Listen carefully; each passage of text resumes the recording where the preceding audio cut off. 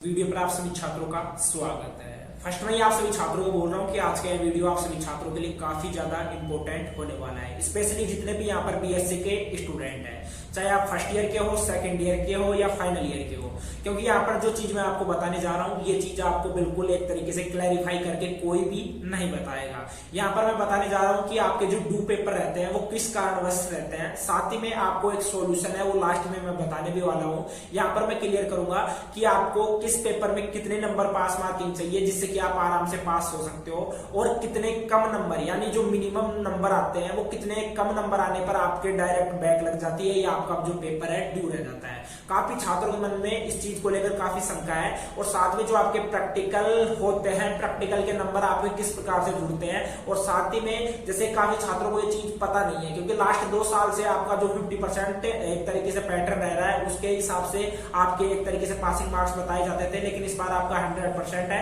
और आपके लिए काफी इंपोर्टेंट रहेगा आज का यह वीडियो। लास्ट में आपको यह भी बताने वाला हूं कि जो कुछ जैसे अच्छा स्कोर करना चाहते हैं, जो हाई स्कोर करना चाहते हैं, जो 90+ बनाना चाहते हैं या 80+ बनाना चाहते हैं, उन स्टूडेंट्स को क्या पढ़ना चाहिए, और जो स्टूडेंट मुझे तो बस ओनली पास होना है, उन स्टूडेंट्स के लिए क्या बेनिफिट रहेगा वो भी यहाँ पर इसी वीडियो में मैं क्लियर करूंगा। काफी इंपोर्टेंट होने वाला है आज का यह वीडियो। अब देखिए यहाँ पर बात करते हैं बीएससी की, ठीक है। तो जैसे बीएससी के सब्जेक्ट हो गए आपका, जैसे जूलॉजी हो गया, बॉटनी हो गया, केमिस्ट्री हो गया, ठीक है, फिजिक्स हो गया, और उसी के साथ में मैथमेटिक्स हो गया। अब देखो आपके ये जो 4-5 सब्जेक्ट है, इनमें से जैसे बॉटनी, जूलॉजी, फिजिक्स, केमिस्ट्री, ठीक है, ये आपके 4 सब्जेक्ट है। इनमें जो आपका पैटर्न रहेगा वो बिल्कुल आपका सेम रहने वाला है, ठीक है, ये बिल्कुल आपका सेम रहेगा, किसी प्रकार से यहाँ पर कोई दिक्कत नहीं होगी, ये मतलब कि आपका अलग नहीं रहेगा, लेकिन मैथ में थोड़ा अलग रहेगा, वो यहाँ पर मैं क्लियर कर रहा हूँ।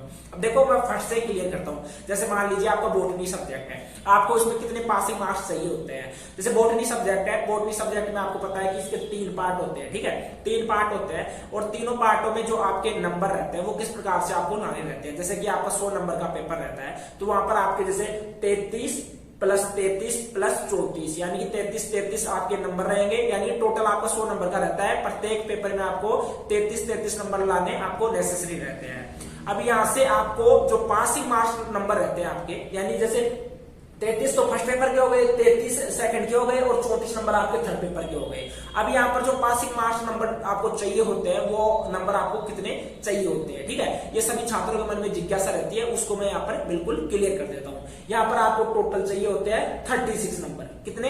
टोटल 36 नंबर, यानी कि 36 नंबर चाहिए होते हैं पासिंग मार्क्स। तो आप लगा सकते हो 12 12 दूनी 24, 12 से 36, यानी कि किसी भी सब्जेक्ट में देखो वैसे तो नेसेसरी रहता है कि जैसे फर्स्ट सब्जेक्ट में 12 नंबर आने नेसेसरी है, सेकंड सब्जेक्ट में आपके 12 नंबर आने चाहिए, और थर्ड में आपके 12 नंबर आने चाहिए। अब ये जरूरी नहीं है कि आपके प्रत्येक सब्जेक्ट में, यानी कि आपका जो प्रत्येक सब्जेक्ट रहता है, बॉटनी के 3 सब्जेक्ट है, क्या तीनों में आपके जैसे 12 नंबर आए, ये जरूरी नहीं है। जैसे कि मान लीजिए आपको 36 नंबर चाहिए, आप मान लीजिए फर्स्ट सब्जेक्ट में आपके 30 नंबर आ गए, और सेकंड में आपके 0 आ गया, और थर्ड सब्जेक्ट में आ गए आपके 6 नंबर, ठीक है, तो आपका टोटल 36 हो गया, तो आप इसमें पास हो जाओगे, आपके फेल किसी भी हालत में नहीं होगा। अब दूसरी बड़ी चीज ये है कि छात्रों को ये नहीं पता लगता कि वो फेल कैसे हो जाते हैं। फेल का बहुत ही बड़ा फंडा रहता है, वो भी मैं क्लियर करूंगा। बाकी जो चीज यहाँ पर मैंने क्लियर किया है, जैसे फर्स्ट सब्जेक्ट में आपके जैसे 30 आ गए, सेकंड में आपका 0 आ गया, थर्ड में आपके 6 नंबर आ गए, तो आप यहाँ पर पास हो जाओगे। इसी प्रकार से जैसे आपके फर्स्ट सब्जेक्ट में आपके टोटली 36 आ गए, और दोनों सब्जेक्ट है जिनमें 0 आ गया, तो भी आप पास हो जाओगे, किसी प्रकार कोई दिक्कत नहीं होगी, वहां पर पास हो जाओगे। यानी कि आपको 36 नंबर तीनों सब्जेक्ट में, किसी भी एक सब्जेक्ट में भी अगर आप 36 नंबर ला रहे हो तो पास हो जाओगे। अगर आपके 2 सब्जेक्ट में भी आपके टोटल 36 नंबर जुड़ रहा है, यानी ऑल ओवर जो 36 नंबर है वो जुड़ रहा है, तो भी आप पास हो जाओगे, ठीक है। अब इसके बाद में बॉटनी में, फिजिक्स में, जूलॉजी में, केमिस्ट्री में, तीनों में सेम रहेगा, ठीक है, ये पैटर्न तीनों में सेम रहेगा। आपको पता है कि केमिस्ट्री के 2 पार्ट आते हैं, फर्स्ट पार्ट और second part, organic chemistry and inorganic chemistry, उसमें भी आपका सेम रहेगा, वो भी मैंने आपको बता दिया, उसमें भी पासिंग मार्क्स आपके सेम रहते हैं। ये इनका जो 36 रहता है, 36 का वहां पर आधा हो जाता है, जैसे कि आप जैसे देख सकते हो 17 17 34 18 ले सकते हो, ठीक है। अब वहां पर 18 नंबर आपको चाहिए होते हैं, 18 + 18, ठीक है। तो 18 अगर आपके जैसे एक सब्जेक्ट में 18 नंबर आपको चाहिए होते हैं, पासिंग मार्क्स नंबर है, वैसे तो मैंने आपको 36 बताए हैं।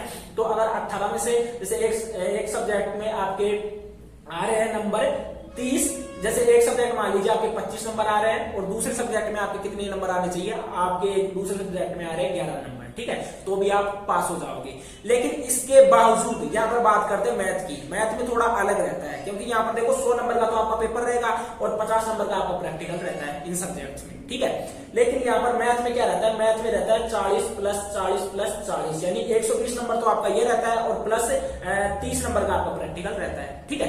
तो 30 नंबर का आपका प्रैक्टिकल रहता है, उसमें ये शेड्यूल रहता है, ठीक है। तो यहाँ पर जो आपको नंबर चाहिए होंगे, मैथ में कितने नंबर चाहिए होंगे, क्योंकि सभी छात्रों को रहती है कि मुझे कितने नंबर यहाँ पर चाहिए होंगे। तो मैथ का चलिए मैं क्लियर कर देता हूँ, जैसा कि ये नोटबुक है, नोटबुक से आपको मैं क्लियर कर देता हूँ।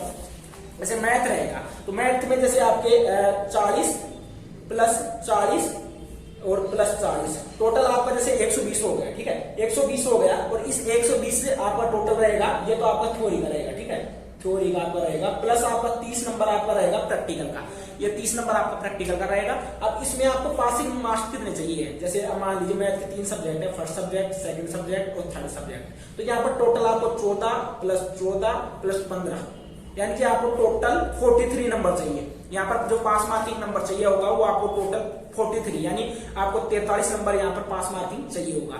अब यही चीज वो जो सेम मैंने बताया बॉटनी, जूलॉजी, केमिस्ट्री, फिजिक्स के लिए बताया, सेम ही पैटर्न यहाँ पर भी लागू होगा। यहाँ पर तो थोड़े नंबर ही ज्यादा है, लेकिन पैटर्न तो वही सेम लागू होगा। जैसे कि आपके मान लीजिए फर्स्ट सब्जेक्ट में आपके 28 नंबर आ रहे हैं और सेकंड में आपके 15 नंबर आ गए, तो भी आप पास हैं, ठीक है। अब यहाँ पर फेल किस प्रकार से होता है, अब ये चीज तो आप समझ गए हो। और जैसे आप मान लीजिए सेकंड सब्जेक्ट है, सेकंड सब्जेक्ट में आपके 28 आ रहे हैं और फर्स्ट में आपके आ रहे हैं 15 और थर्ड सब्जेक्ट में आ रहे हैं आपके 0 तो भी आप पास हैं, किसी प्रकार से कोई दिक्कत नहीं है। यहाँ पर ऑल ओवर नंबर आपके टोटल 43 होने चाहिए, जिस प्रकार से ऊपर 36 हो रहे थे बाकी सब्जेक्ट में, ठीक है। तो ये चीज रहता है, तो इसमें आप फेल नहीं होते हो किसी भी हालत में। अब नेक्स्ट चीज आपको मैं बता देता हूँ, यहाँ पर स्टूडेंट फेल किस प्रकार से होता है, ठीक है, और उसके बाद में और भी चीजें यहाँ पर मैं क्लियर करूंगा।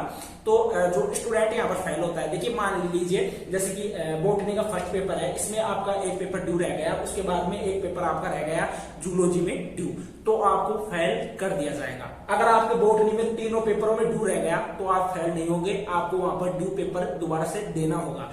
क्या रहता है जी, जैसे प्रत्येक सब्जेक्ट रहता है, अलग अलग सब्जेक्ट के एक एक पेपर में अगर आपके ड्यू रह जाता है तो आपको डायरेक्ट फेल कर दिया जाता है। अगर किसी एक सब्जेक्ट के तीनों पेपर में आपके ड्यू पेपर रह जाता है तो आपका पेपर ड्यू ही रहता है, आपको दोबारा से मौका दिया जाता है। लेकिन अलग अलग सब्जेक्ट में मान लीजिए मैथ का एक पेपर ड्यू रह गया और केमिस्ट्री का एक पेपर ड्यू रह गया तो आपको फेल कर दिया जाएगा। देखिए नेक्स्ट चीज है आप सभी को, देखो अब जो मैं यहाँ पर आप सभी को बताने जा रहा हूँ ये काफी ज्यादा इंपॉर्टेंट है। अब देखो यहाँ पर कैटेगरी वाइज स्टूडेंट रहते हैं, कुछ स्टूडेंट ऐसे रहते हैं जिनको पास होने से मतलब रहता है, कुछ स्टूडेंट ऐसे रहते हैं जिनको अच्छी परसेंटेज बनानी होती है, कि वो चाहते हैं कि मुझे जो परसेंटेज बनानी है वो काफी हाई 80 प्लस या 90 प्लस मुझे बनानी है। कुछ स्टूडेंट ऐसे रहते हैं जो बिल्कुल ही नीचे से रहते हैं, यानी कि वो पढ़ाई नहीं करते हैं, एग्जाम आ जाते हैं तब भी पढ़ाई नहीं करते, तो उनका तो फेल होना तय रहता है। और ध्यान में रखना बीएससी फर्स्ट ईयर में बहुत ही ज्यादा फेल होते हैं। आप देख लेना आपके साथ जब कोई सेकंड ईयर में स्टूडेंट जाएंगे ना, जब आपके फर्स्ट ईयर वाले सेकंड ईयर में जाएंगे तो आपको पता लग जाएगा कि कितना ज्यादा